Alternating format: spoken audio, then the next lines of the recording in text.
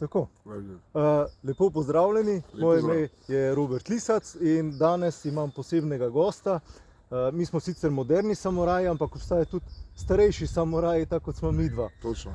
To je Buljo, Tako je. to je domače ime, sicer pa Elmedin Buljobašić. Točno tako je. Midva sva se prvič srečala na MMA tekmi, če se ne motim.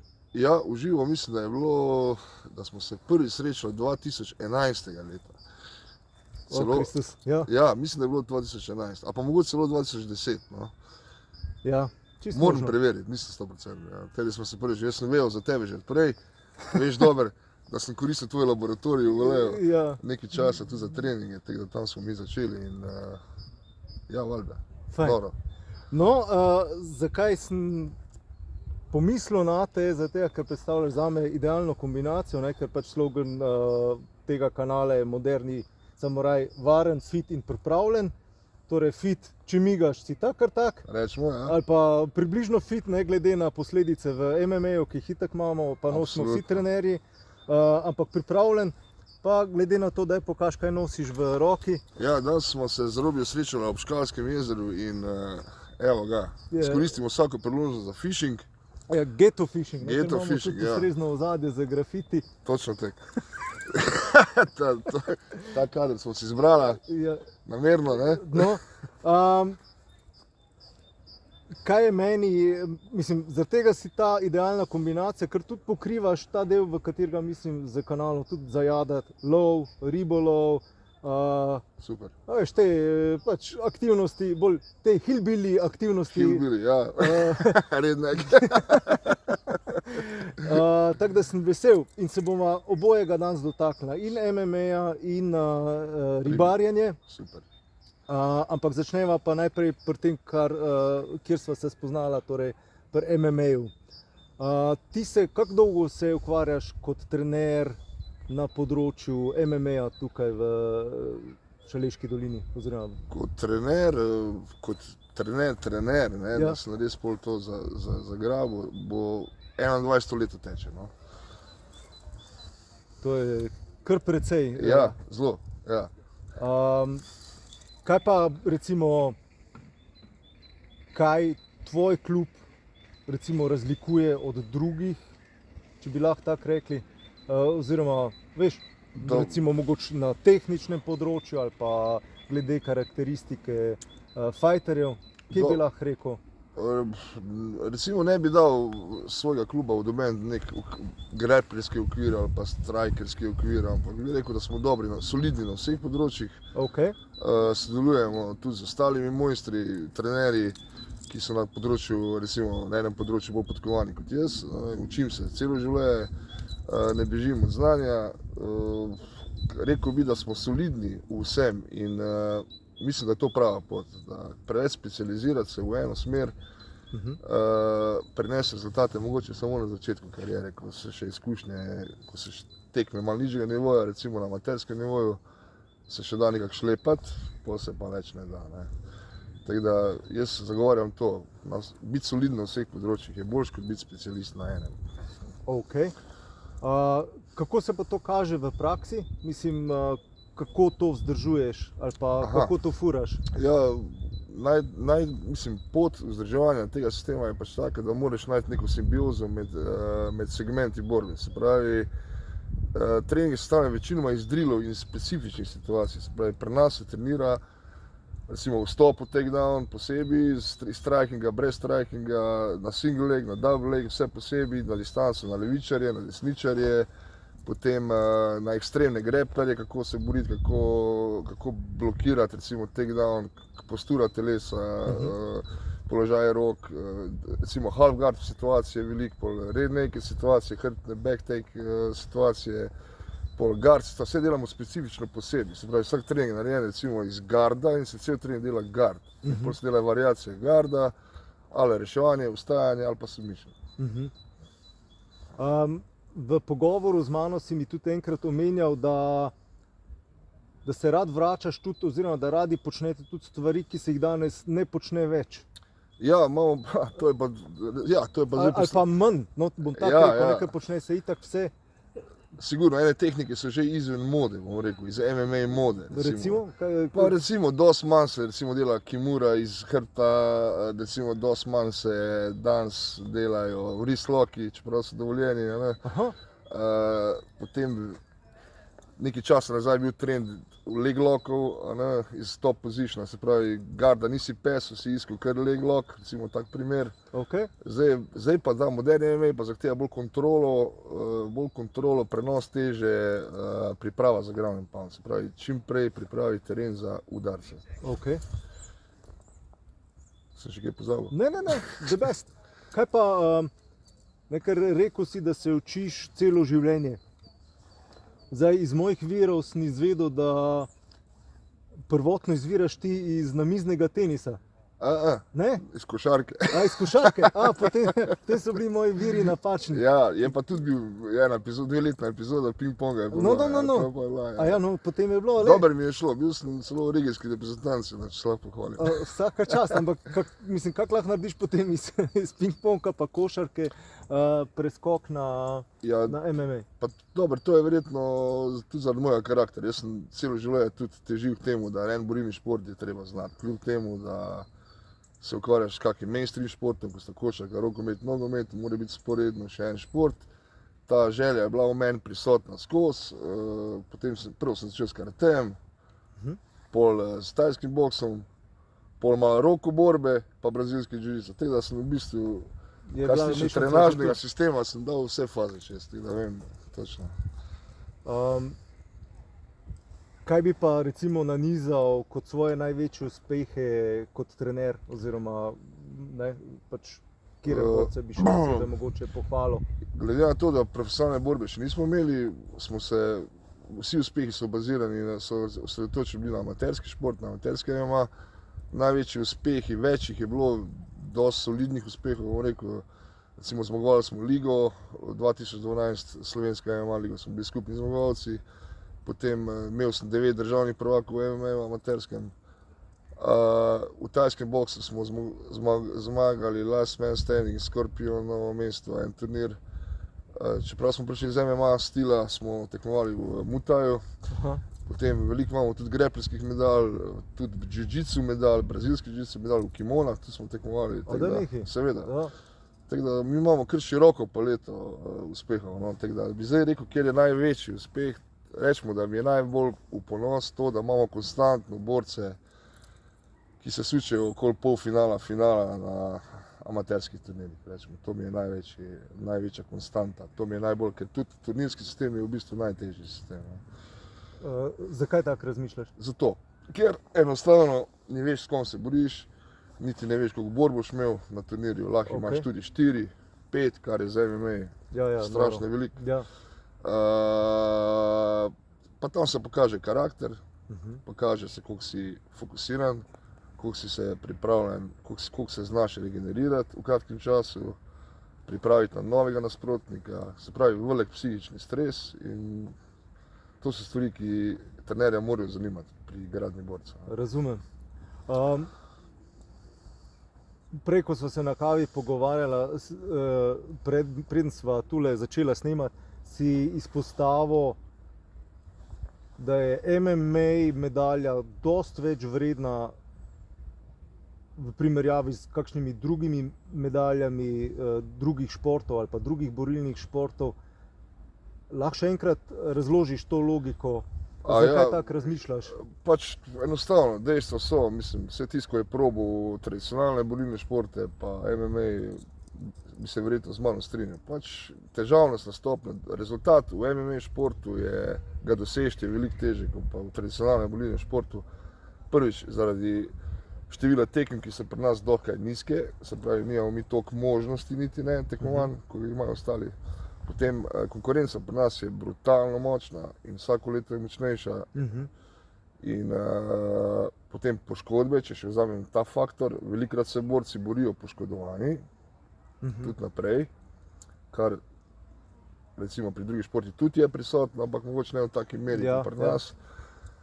Potem sam stres za telo, vse skupaj smatram, da je to tako in to je fiks. sigurno je teže, imel so videti rezultat, kot bilo kako drugi Ja, šport. balinanju recimo. Recimo, ja. Mislim, zdaj Ja, zdaj pač sigurno. malo karikirava, ampak je sigurno tak. Ne, mislim, da me ne bo narobe razumel. Spoštujem vsak rezultat, ampak težavno so stopnja. Pogovarjamo se konkretno Ja. o tem, mislim, da je MMA daleč najbolj. Pa tudi v bistvu si omenjal, ne, da v bistvu vsa ne samo infrastruktura ne podpira MMA, ampak tudi mogoče občinska politika ali pa tudi, ja, tudi ves ta backup, ki jih v bistvu borci rabijo. Ne. Mislim, Seveda. če je cel polomljen, je fajn, da gre v toplice, plačati jih mora verjetno sam. Ne. Točno tako. Potem tudi, če je polomljen, je fajn imeti tudi fizioterapeuta. Spet je tu vprašanje, kdaj in Za koliko? pa za koliko. Ja, Ne? ja. Neke resne finančne podpore pa ni tukaj. Ne? Mislim, situacija je podobna tudi drugje v Sloveniji. Mislim, ne samo pri nas, ampak pri nas je to bolj tek, kako bi rekel, vse skupaj se gleda preveč laično, kljub temu, da se ogromno ljudi v Sloveniji trudi ta šport približati masam, se pravi množicam. Še vedno večina odločevalcev, pa ljudi, ki odločajo o določenih stvareh, laično razmišlja. Se pravi, vidijo naš šport kot neko moderno gladiatorstvo, kar res ne bežimo od tega, je tudi neke vrste zabava, show business, ampak glavni je tisti segment socialnega dela, ne, če dam to v narekovaj, ki Ja. ga trenerji opravijo na mest pristojnih služb. Ne. Se pravi, če se mi trenerji zavzamemo, da so otroci pridni, da v šoli imajo lepe ocene, pa da ne delajo v zuniji problemov ali Hvala, pa karkoli, pol smatram, da bi morala občina to upoštevati in temu primerno tudi ukrepati. Ja, ne samo na občinski ravni. Na državni, ja. Ne, mislim to, ampak enkrat sem zasledil podatek, da je povprečen oče prisoten v otrokovem življenju, torej da ima konverzacijo neposredno z njim, da je to v povprečju 17 minut na dan. Oh my god, nisem vedel tega. To pomeni, da vsak povprečen trener borilnih veščin ali pa borilnih športov ali pa MMA je dosti več z tem otrokom, Z lastnim verjetno, otrokom, ja. kot z lastnim očetom. Ne? To je res. Tako da, kaj to pomeni, da ti tudi potem precej poudarjaš vse to, kar si v bistvu prej naštel, da ti je tudi pomembno, kaj se dogaja izven džima oziroma izven Absolutno. ringa. Absolutno. Kaj pa, recimo, mislim, Sigurno je pomembno, kakšen človek si. Ne? V borilnih športih, še posebej na koncu, ko je kriza, vedno pride karakter na plan. Ne?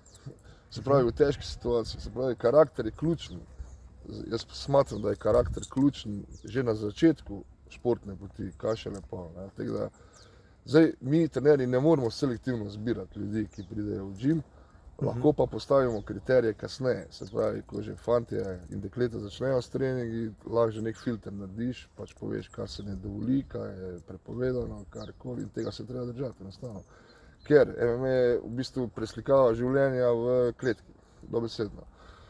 Okay. Zato, ker tek je, situacije so take, kot so, ni izhoda, treba se rešiti vedno karakter na koncu. Zdaj, če karikiramo. To je ta analogija. Ja. Ja, ampak tek je, ne, karakter je vedno viden. Zdaj, če ga znaš pravilnimi očmi pogledati, pa če znaš ti to dobro opazovati, vidiš, da vztrajni fantje vedno premagajo talentirane fante. Ja, na dolgi rok sigurno. Sigurno. In to šteje. To je to. Se pravi, pametno bi bilo, no, da ima vsak trener svoj filter v glavi, da kandidate uvršča nekako bolj na karakter kot na talent. Aha. Kaj pa In delovne navade, normalno. Exactly. Kaj pa, prej si tudi omenil poškodbe, ne, ki so pač vsakdanjik MMA-ja, ne?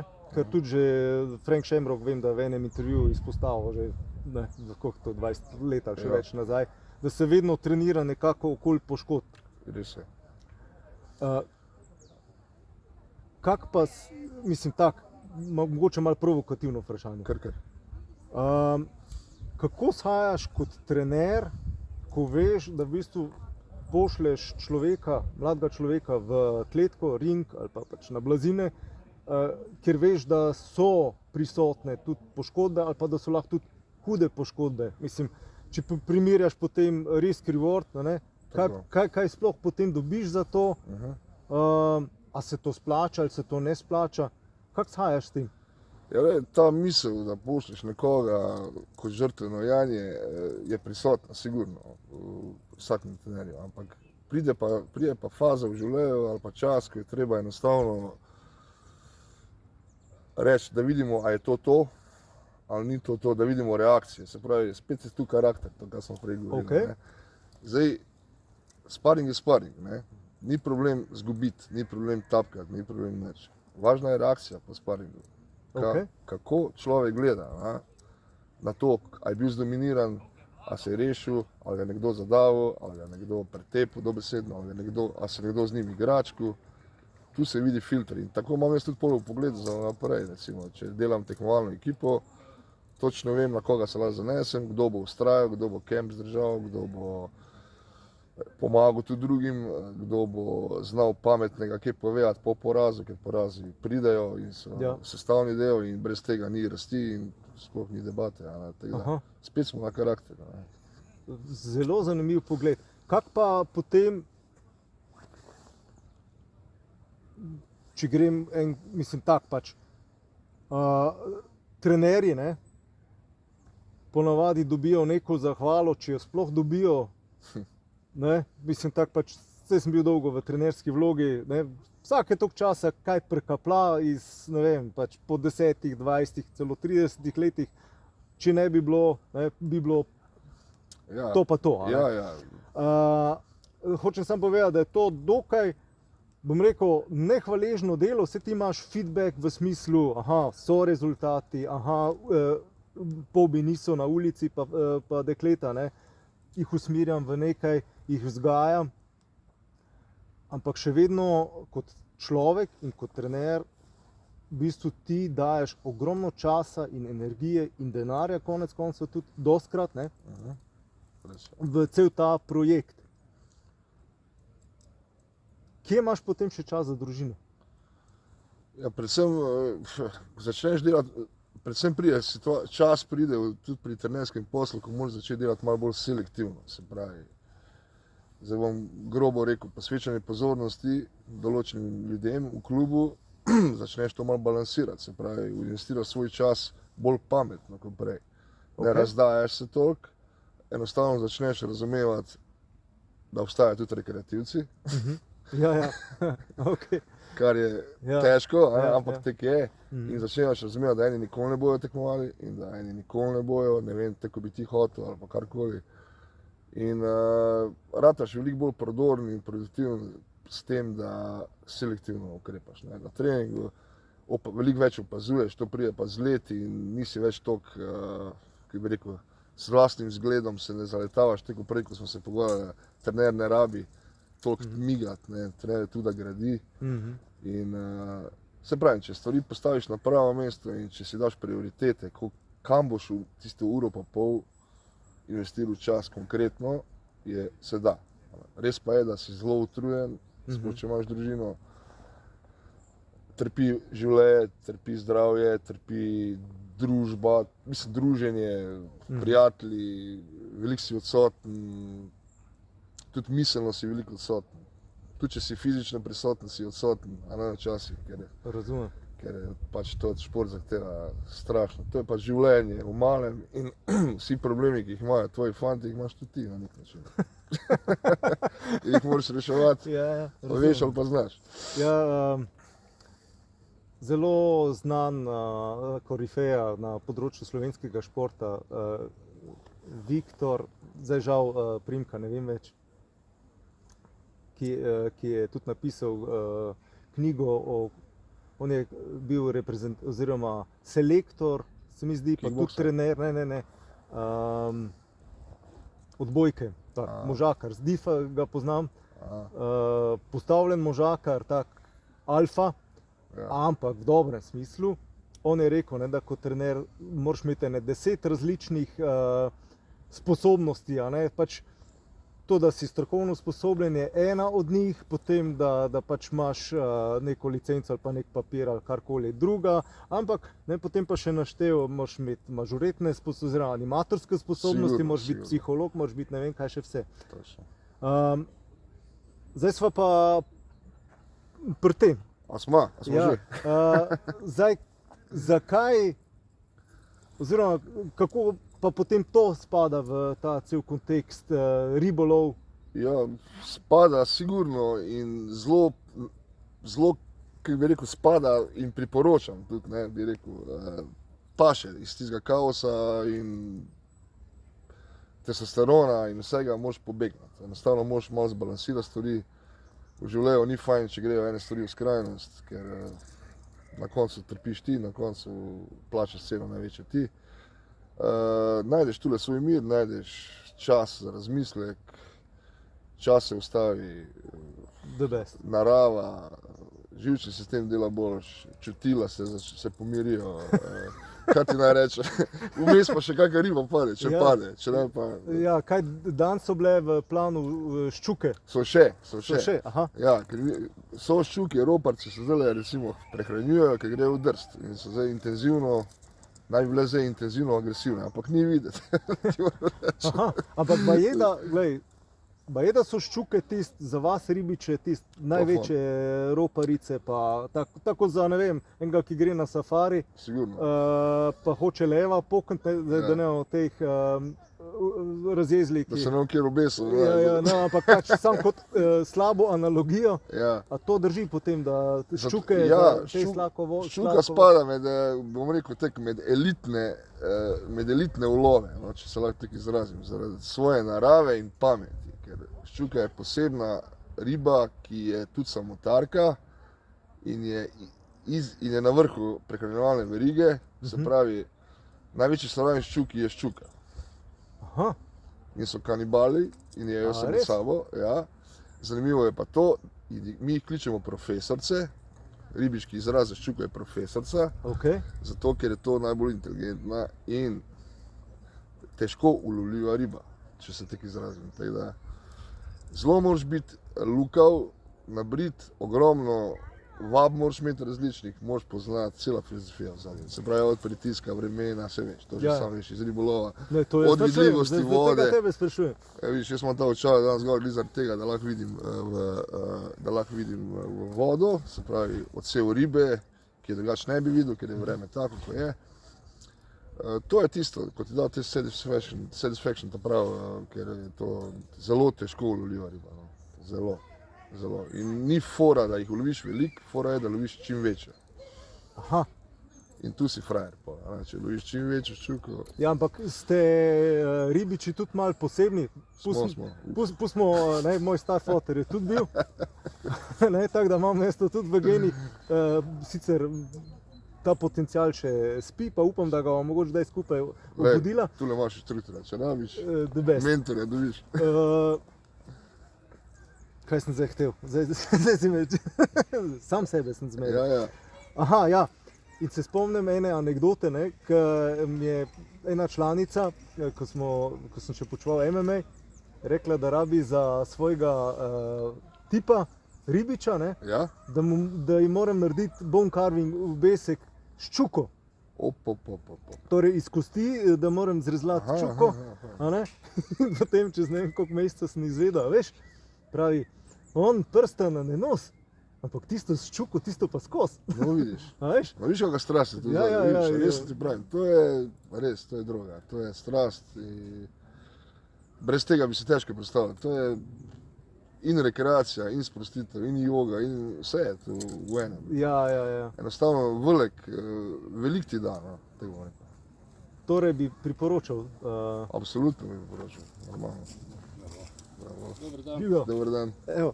Kontrola, zato ko ne lovite ribe. Tale je tako. Čakaj, da mu dam. Zato ko ne loviš ribe. Zdaj ne vemo se zdaj. Je prišla kontrola in moram karto pokazati. Izvoli, gospod kontrolor. Hvala. Naš vrli ribič. Boš povedal, če je vse v redu. Gangsta ribolov, kako si rekel, geto? Gangsta, street fishing je to. Street fishing. Želim vam dober prijem. Hvala lepa, gospod kontrolor. Uživajte. Upam, da se vidimo v kratkem. Tako.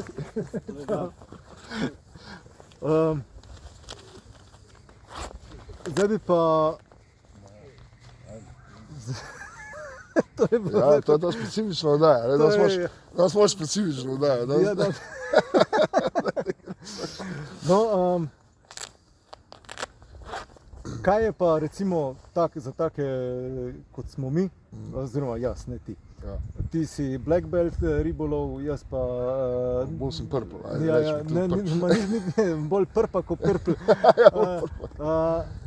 Kaj bi ti svetoval ljudem za vstop v ta svet ribolova? Ja, prvo bi rekel takole, moraš imeti nekoga, da te v ta svet pravilno uvede. No.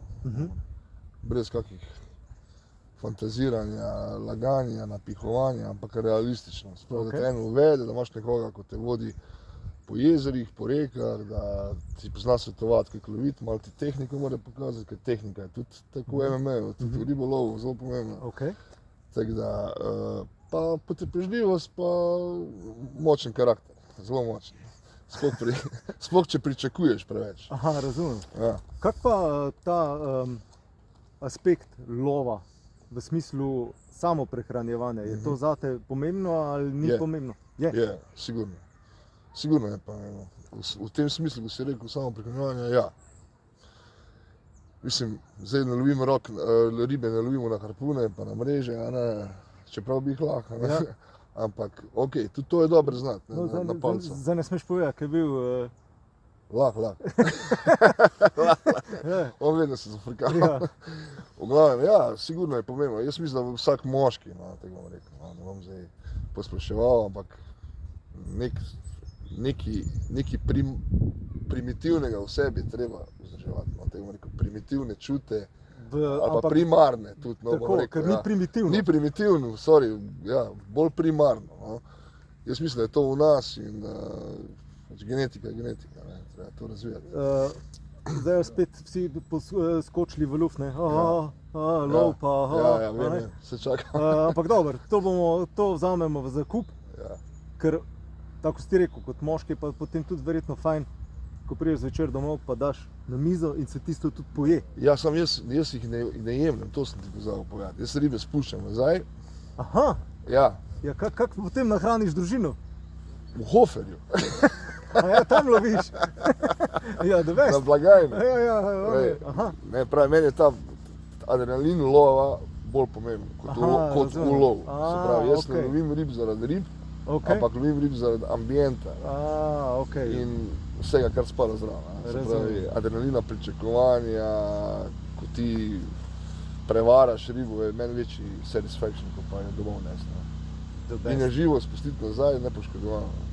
To mi je glavno. Cool, no, ekole. Zdaj pa, da se vrnemo nazaj na MMA. Upam, da ta posnetek vidi čim več ljudi, da razširimo pač.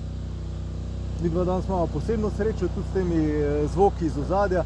Glavnem, da razširimo vest, da tvoj klub obstaja, da lahko ljudje prihajajo k tebi trenirati. Da če želijo starši imeti nekoga, ki jih tudi usmerja njihove otroke, ne samo na blazini, ampak tudi v življenju, ne, kar se mi zdi zelo pomembno, ker če je trener baraba, bo pač tudi varovanec baraba. Takih primerov je kar precej. Imamo tudi tako. Pa tudi, če nočeš, ti tudi vsake dolg čas se ti kjer zglajza. Na to pač žal kot trener ne moreš vplivati. Ne moreš. Ampak hočemo tudi povedati, da si absolutno odprt tudi za sponzorje. Vedno sem odprt za sponzorje. Sploh v tej situaciji, ko je danes Velenje postaja socialna bomba, se veš. Ja. Vse se bo počasi zaprlo in tudi takih priložnosti bo vedno manj. Povej mi, kam se pa lahko potem ljudje obrnejo, če želijo recimo s tabo v kontakt stopiti? Najboljše bo, da me pokličejo po telefonu, kontakt imajo na Facebook strani, telefonska številka je tam. Ja, ampak Facebook stran se pa imenuje? MMA Velenje. MMA Velenje, ok. Telefonsko tvoje lahko dam spodaj v opisu? Lahko. Na YouTube bom dal. Lahko, super. The best. Hvala ti. Buljo, najlepša ti hvala. Hvala tebi, da si oglasil v svoj rodni kraj, da smo se dobili enkrat. Upam, da bomo še kaj v tej smeri ponovili. Jaz sem odprt. Ti odlično. Za ribolov, če boš hotel, jaz ti na razpolago. The best. Enostavno imaš vse v support, vso opremo, pa ves čas. Vrhunsko. Ne rabiš nič, samo volo. To ni problem. Tako da gremo, čim Ja, prej. ej, pa to je za stare kosti, je to po mojem dosti boljš kot pa. Verjami, spal boš kot dojenček, ko prideš domov. Tek boš zmatral. Ne, mislim, Ja. da ni poškodb, a veš, od nekih, Ja, je pa lahko trojček v glavo. kako ti Trnek. misliš? Trnek. A ja, a res? A veš, da poškodbe so vsem vsedle, lahko se. Pa dobro, ampak... Marsikaj ti prileti v O, ja, glavo. no, no. Ampak ni tek, ni tek. Ja, ni. MMA stopet veš. Tako, evo, to smo zdaj dobro zaključili. Tako da, ja, Ej. dobrodošli, če se že zdaj odločil, le pridi. Super. Rade vole se ti posvetim. ne. Hvala Sigurno. lepa. The best, ej. Ej. Hvala ti za to. Hvala tudi tebi. Ok, Čau. evo, le.